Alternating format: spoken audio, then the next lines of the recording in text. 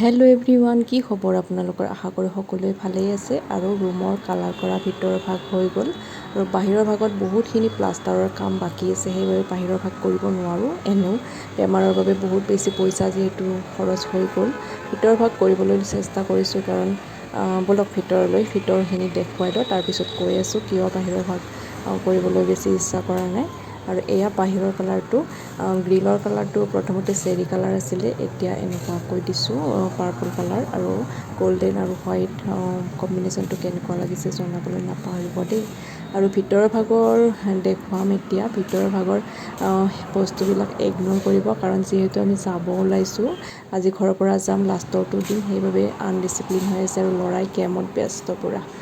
আৰু এয়া কালাৰৰ পিংক আৰু পাৰ্পল দিছোঁ দুখনত।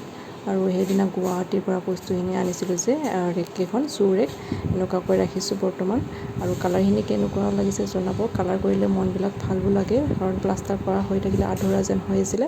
আৰু এয়া ঘৰত যাব ওলাইছোঁ, মানে মাৰ ঘৰত যাব ওলাইছোঁ। মনটো বেয়া, কাৰণ যিহেতু সৰুৰ ঘৰখন এৰি থৈ আহিলোঁ, বহুত দিনৰ পিছত গৈছোঁ।